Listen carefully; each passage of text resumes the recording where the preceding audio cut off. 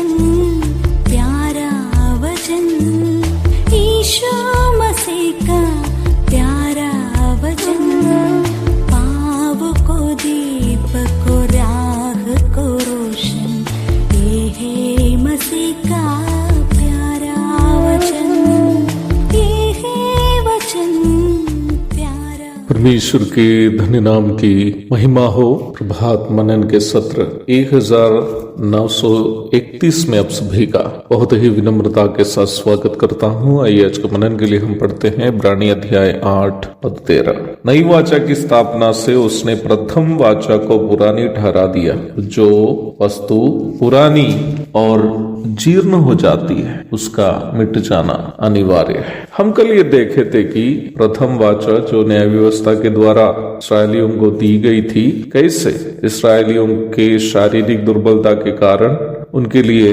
असफल रही। ये बात कहते वक्त मुझे एक दो घटनाएं याद आ रही हैं जो प्रभु यीशु मसीह के यह संसार के जीवन काल के दरमियान हुई थी। न्याय व्यवस्था के अनुसार व्यभिचार मृत्यु दंड पाने योग्य पाप है और यह पुरुष और स्त्री दोनों के लिए एक समान है। लेवी व्यवस्था अध्याय 20 पद 10 से 20 तक पढ़िएगा। ऐसी बात नहीं थी कि केवल स्त्री को सजा देनी है, परंतु प्रभु यीशु मसीह के जीवन काल के जमाने में स्त्री को दूसरे स्तर के नागरिक के रूप में समझी जाती थी और यहाँ तक अदालतों में भी स्त्री की गवाही नहीं सुनी जाती थी, जबकि दो पुरुषों के द्वारा झूठी गवाही देने से यहाँ तक निर्दोष महिलाओं को भी फंसा सकता था। अक्सर इसकी फायदा उन दिनों में कुटिल मानसिकता के पुरुषों के द्वारा उठाई जाती थी। अपनी इच्छा को नहीं मानने वाली महिलाओं पर दो पुरुष मिलकर यदि आरोप लगाए कि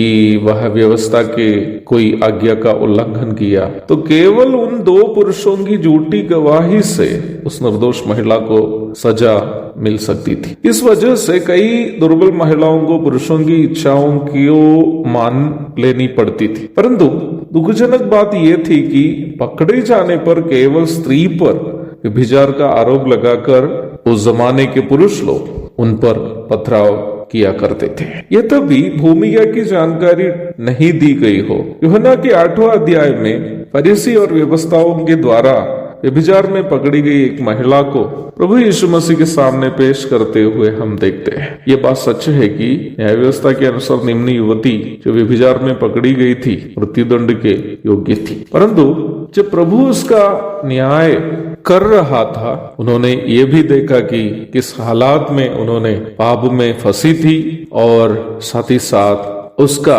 वहां लाए गए लोगों की मानसिकता क्या थी, उसको वहां लाए गए लोगों की मानसिकता क्या थी। वहां उस महिला को लाने वाले न्याय व्यवस्था से अपना प्रेम के कारण उसको वहां नहीं लाए गए थे, बल्कि यीशु मसीह को बातों में फंसाने के लिए उस महिला को वे लोग उपयोग कर रहे थे। यूहन्ना 8:6 पढ़िएगा। और उसके साथ व्यभिचार किए हुए पुरुष को वहां नहीं लाना भी उन लोगों के कपटता का स्पष्ट प्रमाण। यहाँ प्रभु की प्राथमिकता एक ही समय उस दुर्बल महिला को उसके पाप से और साथ ही साथ उस पाप का दंड से छुड़ाना था। मैं भी तुम्हें दंड नहीं देता, फिर पाप नहीं करना, ये कहकर उसे वहां से छोड़ने के द्वारा प्रभु वास्तव में एक ही समय उस महिला को उसके पाप से और साथ ही साथ पाप का दंड से छुड़ा रहा था। जरा ध्यान से यदि आप देखेंगे तो इस घटना में नया नियम का निचोड़ आप देख सकते हैं। न्याय व्यवस्था के अनुसार सभी मनुष्य अनंतकालीन मृत्यु दंड के योग्य है। शैतान की इच्छा भी यह है कि